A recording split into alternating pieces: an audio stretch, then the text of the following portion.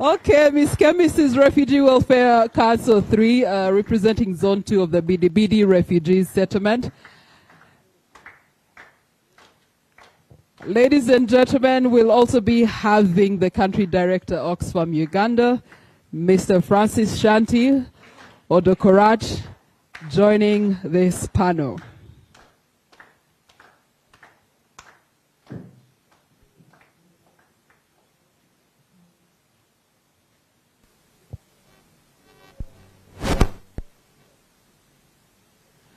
All right, as they have taken their seats, allow me to also take my seat.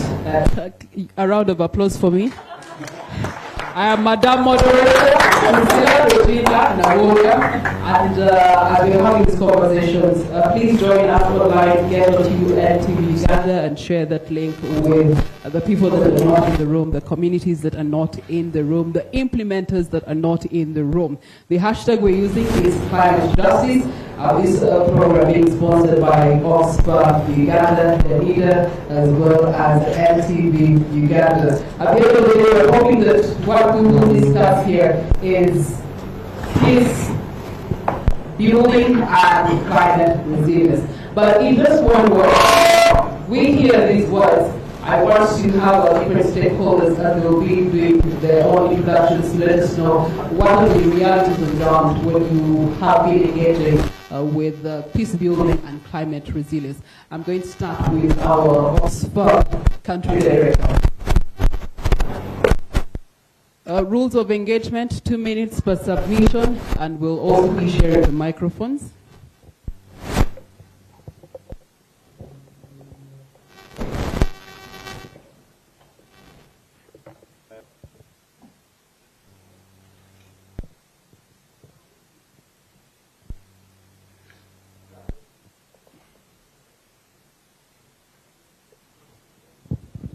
Hello. Yeah, thank you very much, Priscilla, and thank you, our viewers and people here present. Oxfam is an international organization, and we describe ourselves as the movement of people that around the world to fight inequality and injustice. And in Uganda, we have been operating since the 1960s, just after the independence of Uganda on the 1st of January 1963 is when we were registered in Uganda. So we have been consistently working with people who are in marginalized situation, people who are minorities, like women, youth, and other young people, as well as displaced people.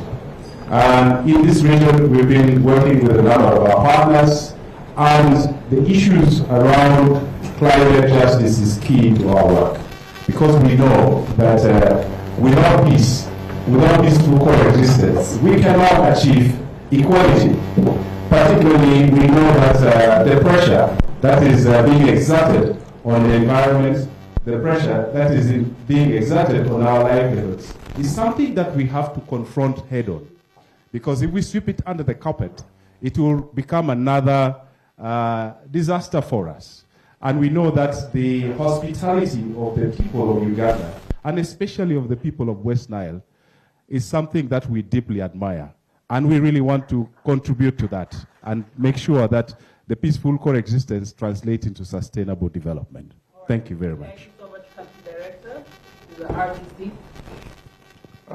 Thank you, Moderator, and more especially Oxfam, which have gathered us here to have some bit of insight of what is going on.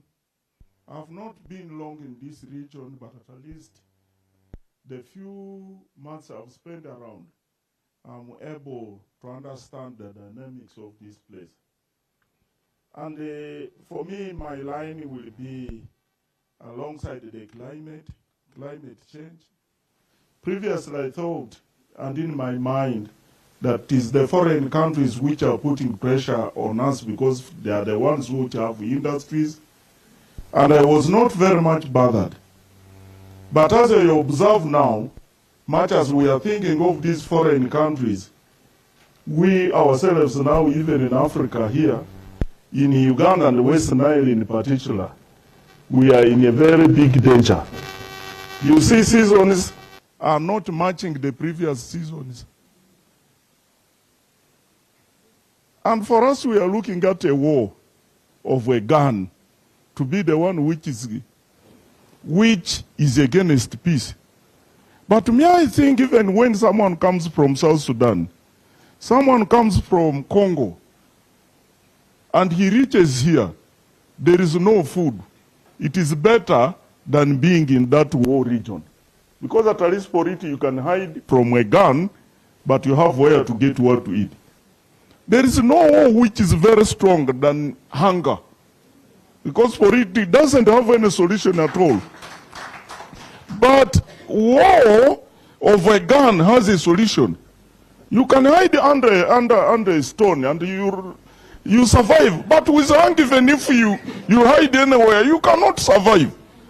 So all these climate changes we are seeing is affecting us very much. And more especially in West Nile, when you look at variations in seasons.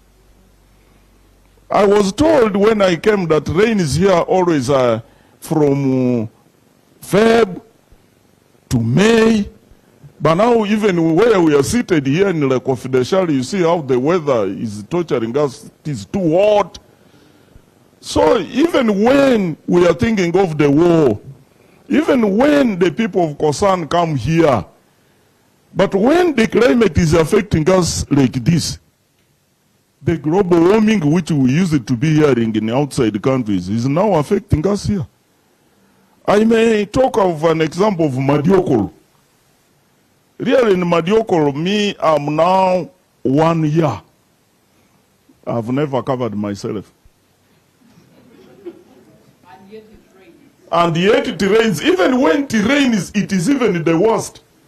You even pray that it should not rain, because once it rains, it even feels more hotter than when you are being hit by real sunshine.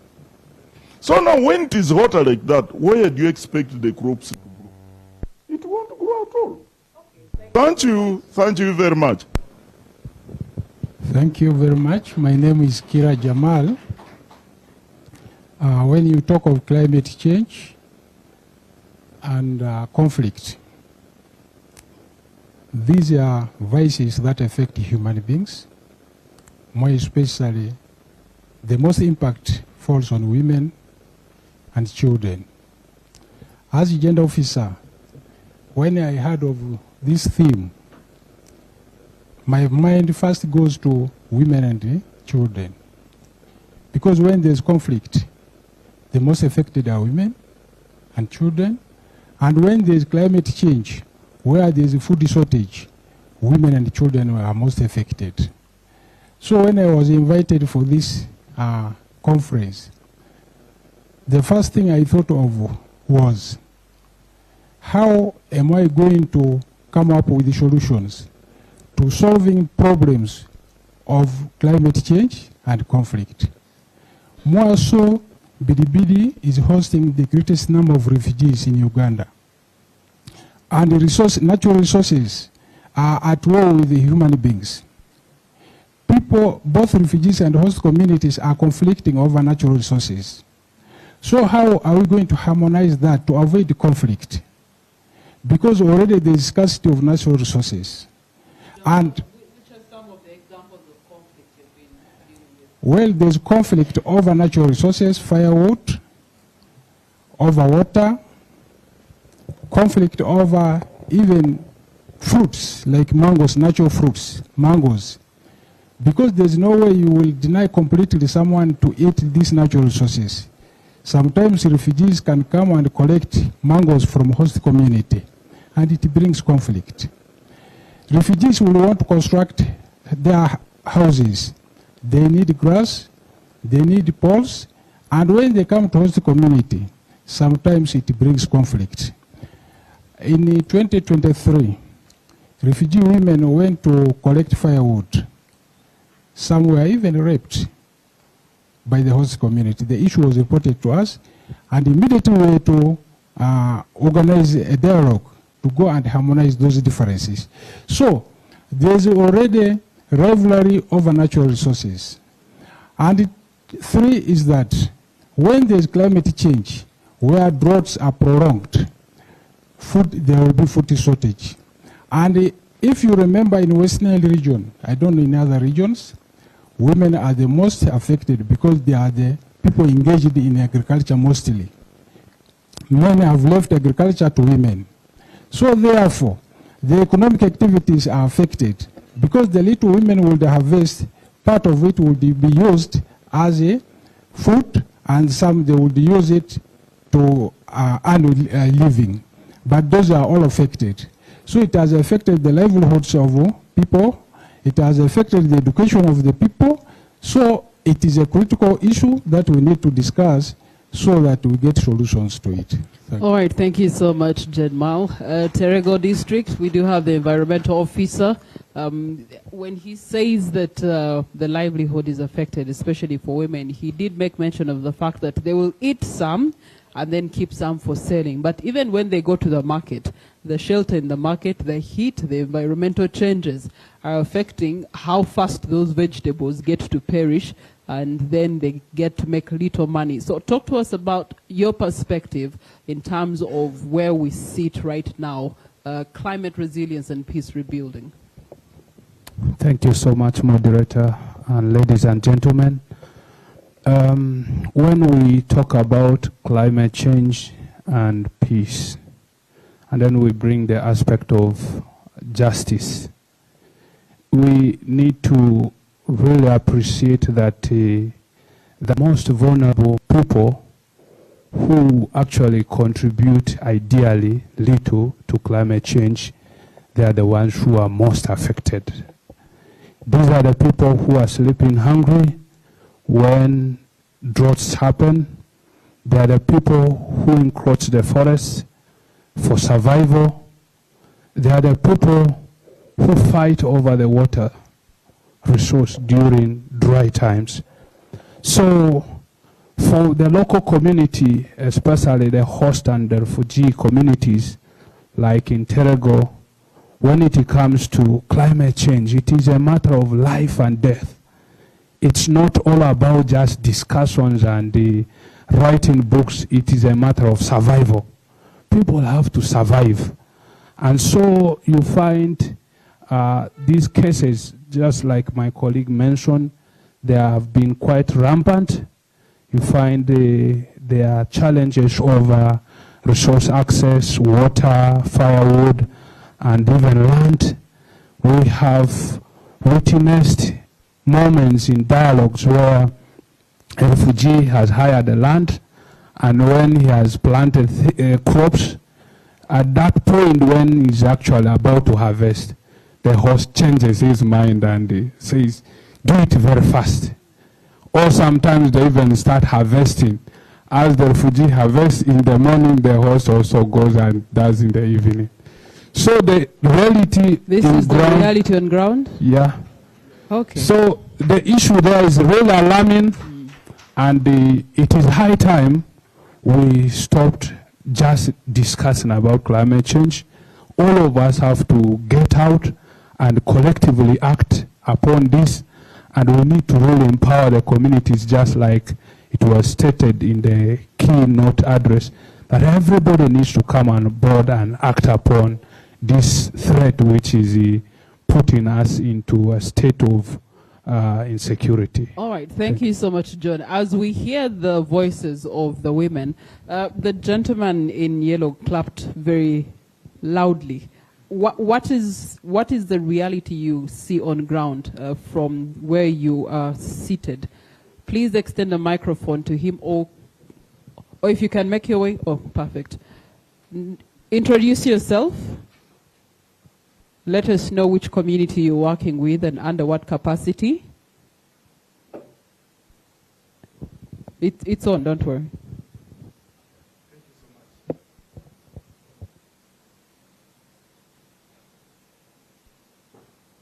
Thank you so much. I did clap because he's my boss, and I work in the district where he comes from. I'm called Emmanuel Joseph, I am the Executive Director of Youth Empowerment to Act, a refugee-led organization that's working in the Mvepe Refugee Settlement, Tarago District. Indeed, to affirm and confirm to his statement, these are situations happening on ground, whereby some of the vulnerable refugee communities, they are trying to be resilient with the current food categorization that Madam Jenna talked of, and they are trying to go outside there to hire land from the host communities to plant crops that can help them overcome hunger. But at the end of the day, after they have planted their crops, you know, there's a tendency whereby if I am the elder brother and maybe my junior brother hired the land to this person, so I will come and say, the person who hired for you the land was illegal. So it is supposed to be me to hire for you the land. What impact is this having on the youth? Exactly. It is causing a lot of frustration, and it is making youth to result into drug abuse, because as they are seeking for livelihood, they are being frustrated, they remain with no option, and they result into drug abuse, which result in theft and vandalism of community resources. We used to have a lot of community solar lights in the settlement. Now these youths are being frustrated. They vandalize them, they sell them, they eat the money. Tomorrow again, they need more resources. All right, which increases pressure on our security community committees, which increases pressure on Uganda Police, which increases pressure on our prisons. You see how the cycle is moving. So indeed, it's very important that we all sit together to find a common ground and a common solution, to which we want to also now hear the voices of the women leaders in our communities. Tell us more about your work and exactly how it ties into building peace and climate resilience. Yeah, thank you so much. My name is Naiti Vivian. I work for Yeta Peace and Disability Initiative. On behalf of the partners that we are implementing Danida SP2 with funding from Oxfam, I would like to submit that indeed there are a lot of realities on ground on issues of peace and climate change that is affecting the communities.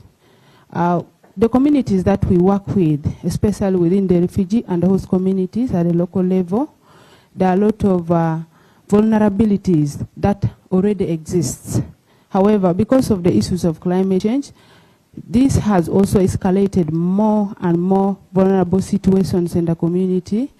When we talk about the issues of land, the issues of water, and the issues of livelihood, most of the negative effects of this climate change has really affected so much. For instance, we would say it has the issues of livelihoods.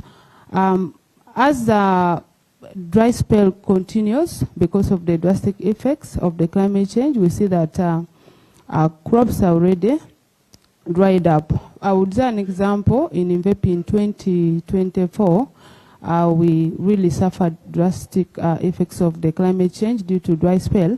And from January to June, we suffered and there was no rain. So most of the crops were already dried up, and the prices in the market for food items were already heightened, and it led to a lot of theft cases in the community.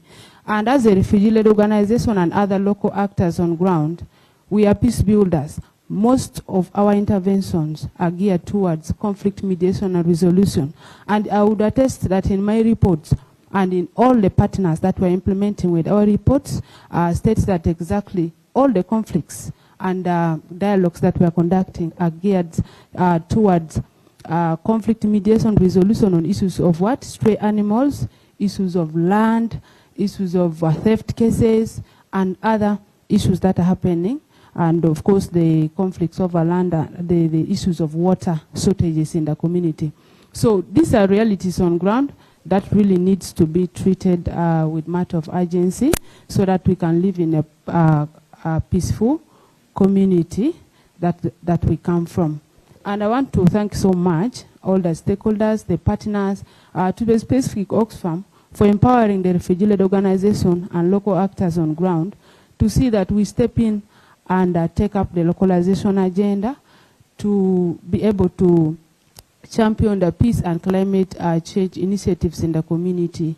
And some of the ways that we came up with to be able to curb this. We'll be able to come up and discuss later maybe. Thank you so much. All right. When Kemis her name mentioned, there's some people who say, ooh. So Kemis. Neymar. Please, you are most welcome to this dialogue, and we want to hear from you as one who has been engaging directly with refugees and settlements year in, year out. You receive new faces on a daily basis. When crises rise from the neighboring countries, we, especially Western Uganda, gets the heat of those crises, and they must be integrated. They must be embraced. As the RDC said, it is better to hide next to a stone when there's food than be in the war. And as a country that embraces over 1.8 million refugees in the country, where has the gap been in addressing resilience and building, especially as far as climate and peace are concerned? Okay, thank you. Let the protocol observe. I remain Madam Neymar Grace Kemis from Bidibidi Refugee Settlement.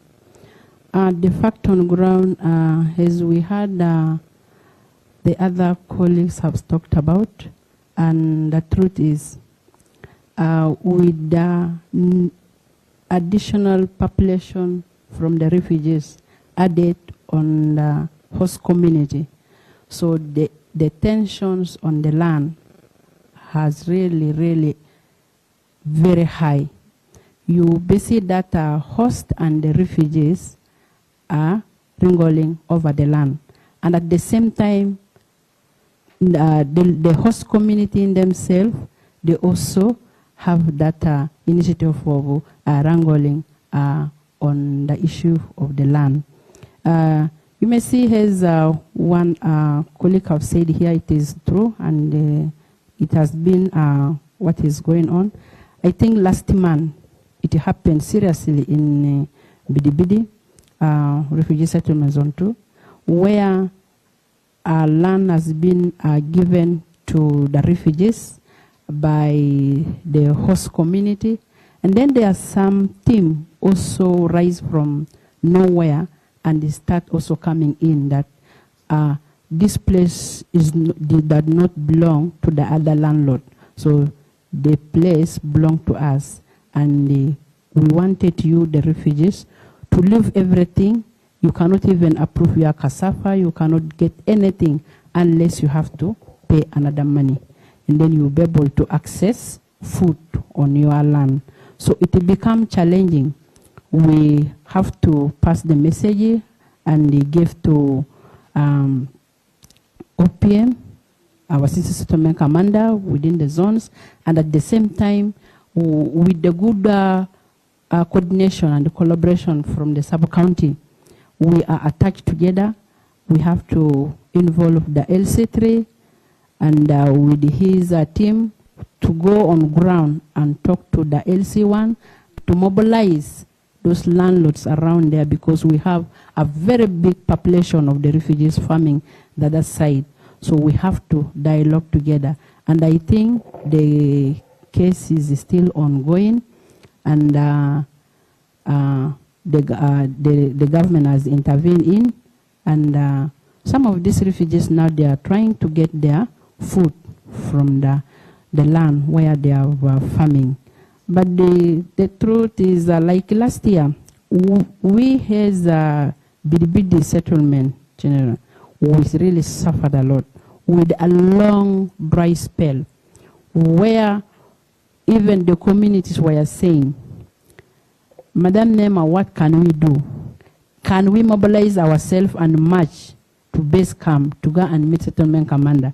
If possible, then they arrange a vehicle so that they take us back home. It will become a serious case. But we thank God, in July, it rains, and then the refugees tried their best, and they did the farming. And what we also heard from here, we are also sharing the same with the host community. They take part of it, we also take part of it. If you catch them, then you report. But if you not catch them, it will become challenging. So this is what is on ground. And I think also the same on the issue of the water. I think it cuts across. Water is also challenging.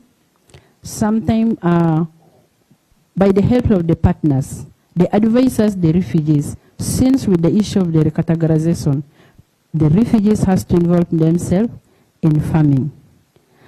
But to the situation where the West Nile is seriously undergoing with the drought of the sun, sometimes they say maybe we should practice a smart agriculture.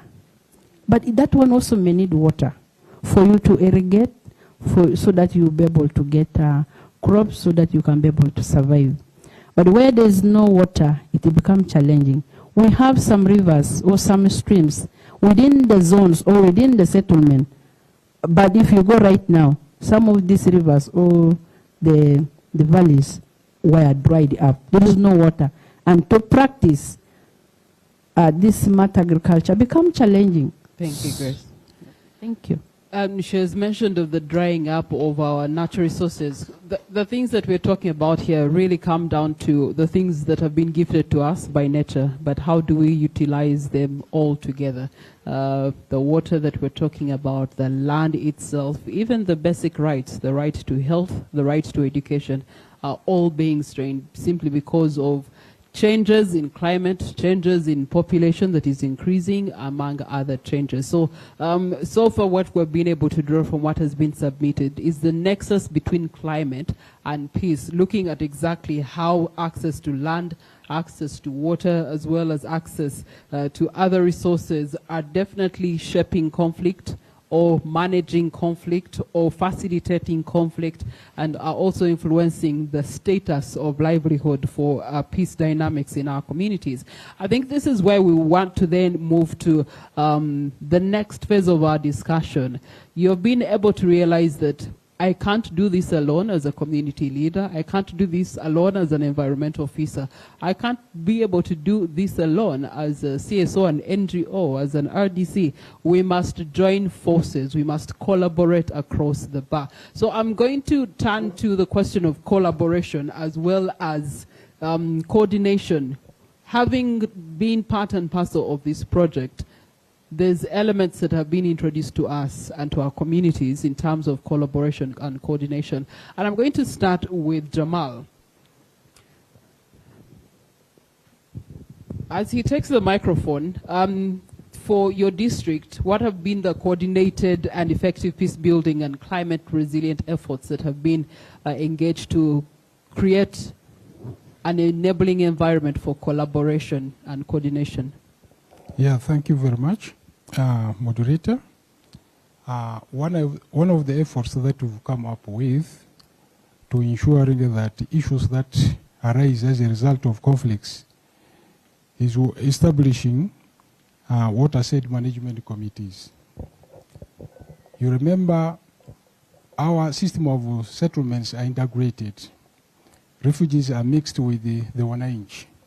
So therefore, to use these water bodies in peace, we establish watershed management committees, including the host and the refugees, so that if there are any conflicts that are trying to arise, then the committees will come and harmonize them. Talk to us about more details on the committee. Who is put on the committee and how is the management extended to the communities? Well, the committee is formed by the community themselves. It includes both the refugee and the host community members. It includes women. It is inclusive. In general, let me say it is inclusive. Women, men, boys, and the PWDs are all part of the committee. It comprises of 9 committee members, the chairperson, secretary, and treasurer. And if it is a borehole, the committees will come up with a mechanism of rehabilitation in case it breaks down. Then they charge some fee per household, which is paid on monthly basis. And that money is kept by the treasurer. 2 is we harmonize early warning systems Like, for example, there's climatic changes. Rains start, and you will not know whether it is going to end. As a district, we've come up with the mini irrigation scheme, which is demand-driven, and the problem is now with the refugees because they don't have adequate source of money. With the mini irrigation scheme, you are supposed to co-fund. And the OPM and UNHCR have to take it up to ensuring that that project is rolled over to the refugee community, so that when there is a prolonged drought, the refugees can use the mini irrigation scheme to irrigate their crops. On that note, Jamal, when you made these implementations, when you put these initiatives to the community and they bought them and now use them, how has it eased the pressure on your office as a gender officer? Well, as a gender officer, the program of mini irrigation scheme has helped me a lot, because you remember when crops are not doing well and people are hungry, the end result is conflict. Because when someone is hungry, and more especially, let's take during the COVID, people are locked down, and traditionally, men are supposed to provide. The woman will not know whether this man is not working, he has no money. She goes to ask for something. And there was GBV, rampant GBV. The same is with the prolonged drought. Whether there is prolonged drought, crops have dried, people won't eat. So conflict will be there. So therefore, it has reduced cases of GBV. It has also increased the household income of women because they deal mostly in crop cultivation. Okay.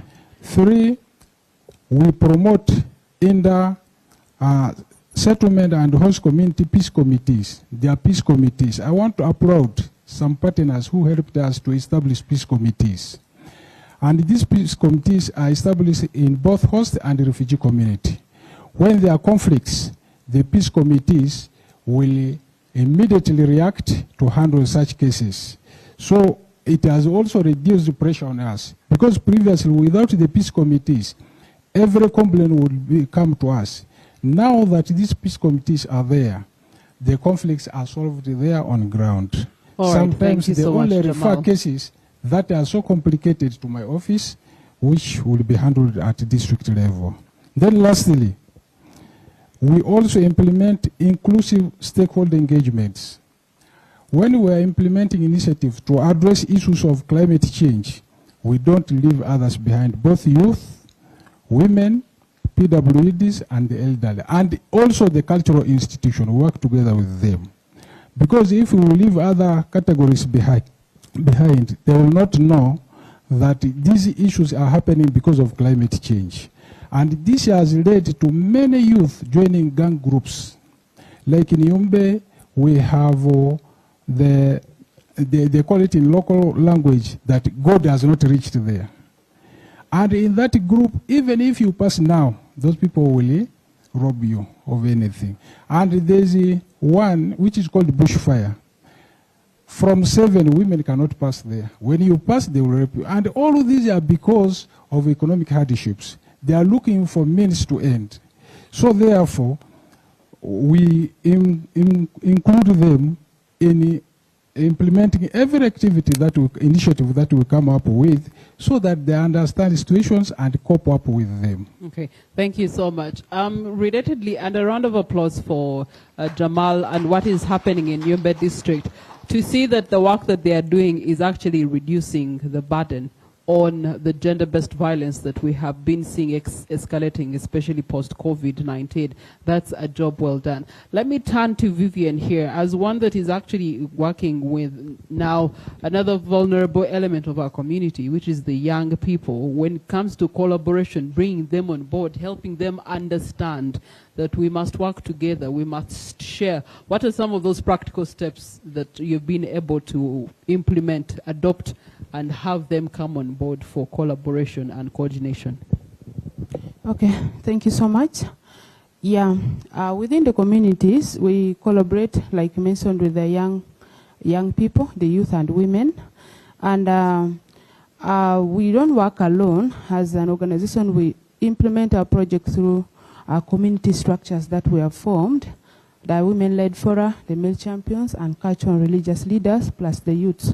So in this, we always have a fora where we meet together and discuss our issues, discuss challenges, and also identify solutions to the problems that are faced in the community, especially in regards to issues of conflicts and also issues of wrangles over land and other natural resources. We always have meetings, joint meetings with them. And also, we are trying to come up with a sustainable solution of bringing in some TOTs that we're going to train them on peace concepts, on issues of power and gender, to see that they are able to roll down this knowledge to the other community members. Because like someone mentioned earlier on, some of these projects come and their phases end.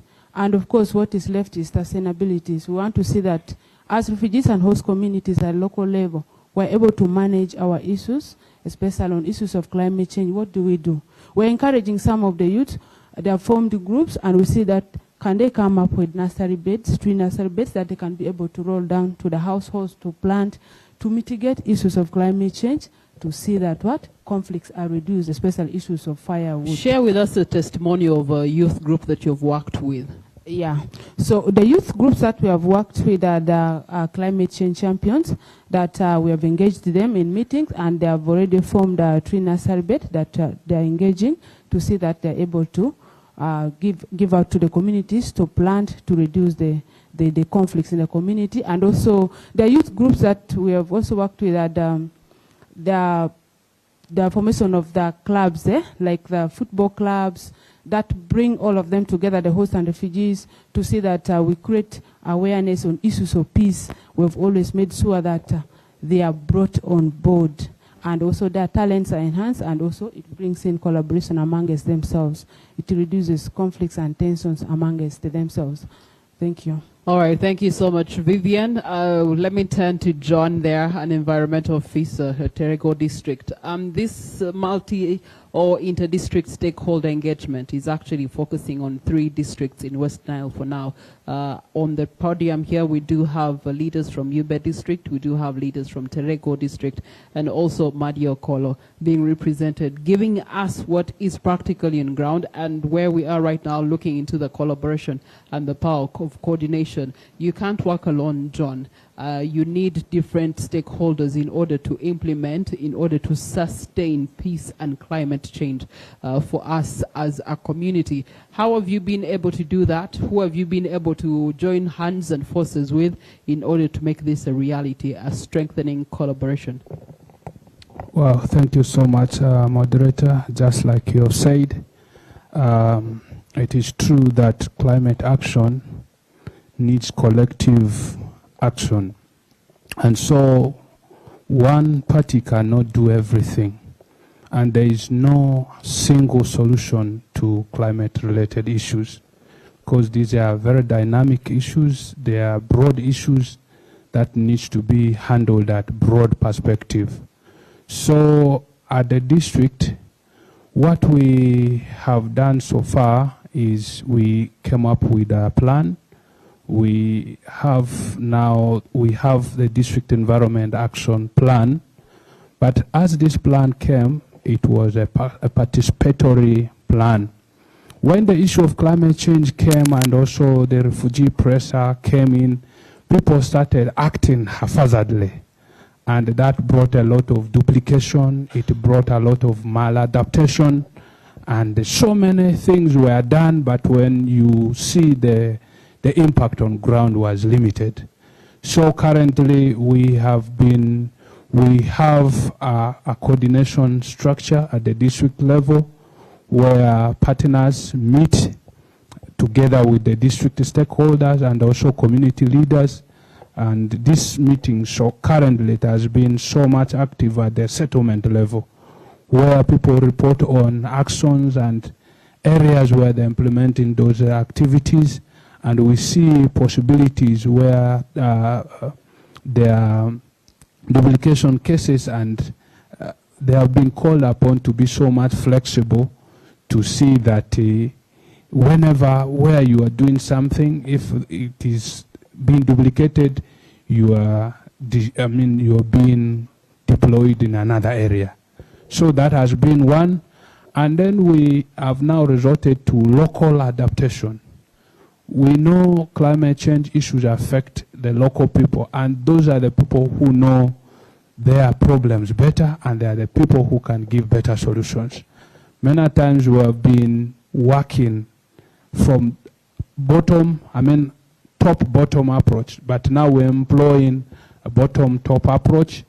And in this, as a district, we only have the Natural Resource Department that directly implement climate change aspects. But now we are trying to see how in the structures we are supposed to have the local environment committees. So we have been strengthening these committees at parish levels, at village levels, and also at settlement levels, where these people are empowered, they are given knowledge as far as climate change is concerned, and how they can act at that level. And so because of that, they have been having capacity to identify their local problems and also suggest local solutions. Where resources cannot now enable them to do it at that level, that's when they forward it to the district. And as I talk of now, we have been reporting cases about, receiving cases about the threat of Enyao River. And basically people were doing their mining, sand mining, and all other activities, crop production during dry season. Now, as we kept on engaging them at that local level, they realized that it is a problem. Now they have suggested solutions, and we have already started having meetings with them to see how we can put into practice some of those solutions and turn them into actions. All right, thank you so much, John. As the saying goes, a problem shared is a problem half solved. That is how it works, and that's what John is testifying to. When I turn to Grace, through collaboration and through coordination, you've actually been able to improve on the welfare of people in the communities and settlements that you're working with today. And we want to know what has been the impact of that collaboration, what has been the impact of that coordination on improving the welfare of the people, but also the management of the resources that collectively all of you must use together. Thank you. If we talked about collaboration, I think, or coordination, the impact that we have seen on ground is when issues arise. When issues arise, as a leader, with the coordination we have been talking about, we need to engage the leadership from the sub-county side that to also be aware of what is taking place, and also the OPM and the other partners who are closely working with us, the refugees from all these 3 settlements, through dialogue, so that some of the issue can be able to be addressed through meetings. And I think the impact on ground is that we have seen that there is a very good coordination between the host community and the refugees in terms of the leadership and even the local community on ground. Like, for example, we talked about it earlier from one of the colleagues here that people fight against the natural resources. There is a lady, just they were going to collect mangoes. So after reaching, and then there are some, they went with the young ones. So the young ones, those boys have to tie them and they push them away, and they also take the lady and also push the lady somewhere and they start also raping. So this one day, I'm just trying to bring his coordination and collaboration that we'll have to immediately and call police, OC, to intervene, and the other partners that can be able to come in and rescue the situation on the ground. And we also talked about the issues that have been arising within the settlements. It's not all about that maybe the host community came in and also destroy the refugees' things on their farmlands. The same with the refugees. Like when we talk about the stray animal, it is vice versa. Some of the animals or stray animal also go and destroy the host communities' crops. And when we talk about it like this one, and then we have to make sure that with the collaboration and the coordination, as I said, through dialogue, meetings, we come together, we do awareness, we sensitize, we move from the villages, we move from different settlements so that we address other issues. And if it is beyond us, and then we also refer to the district level. All right, thank you so much, Grace. I want to get just a brief comment from the RDC because you having the oversight over the districts and exactly what is happening on ground.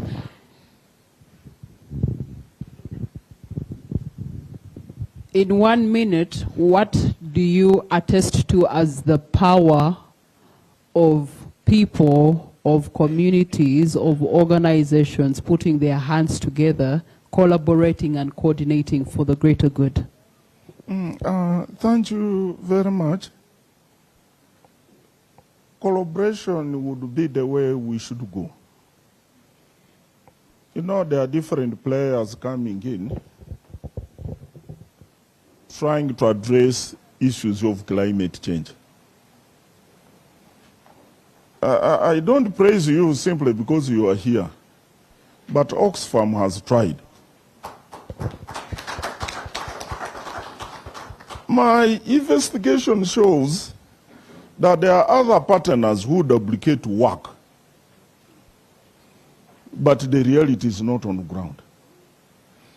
I would wish that a symposium like this one happens, that all of us sit. If a certain organization has a component of climate related to climate, we come and tackle this one, and we also quantify how much have we done on the ground. Than us, everybody working alone in isolation. Secondly, do these people, the locals, even the refugees, understand these matters of climate change? Do they understand when we talk of climate change? Do they understand? Do they feel it? So in this collaboration which we would be having, we would be able to quantify how much is the local population aware of what is affecting them. You know, there is what I have seen. We just come like in this symposium. We talk. But do we evaluate how much this talking is impacting on the ground? Mine would be this collaboration. Like after here now, we would go and quantify how much did the symposium we were in impacted on the people. You know, we may be ending up thinking for the people.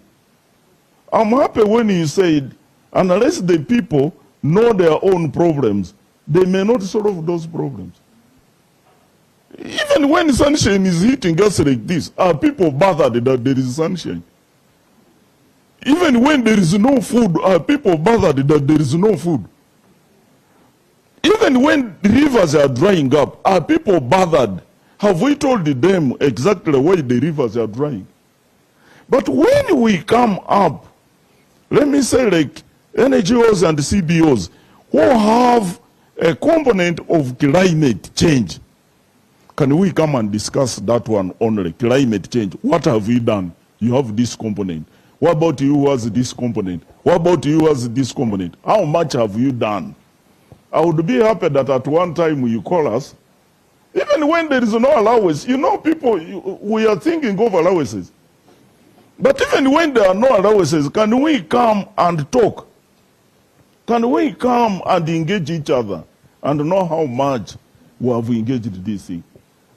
Is the local person, much as we have put a committee, a watershed committee on the ground, have we told this person why this river is drying? Has he also picked it and put it in his brain to say, if I don't do this, next time we need danger? Okay. So the collaboration, I dear welcome RDC, it. we're still talking about collaboration, but of course, our online audience has to move on to the news of the day, but we are continuing with this dialogue. So I'm just going to ask Thank you, but me, lastly, is that this collaboration, we need to identify each other. Who is leading where? And quantify the work we have done. Thank you.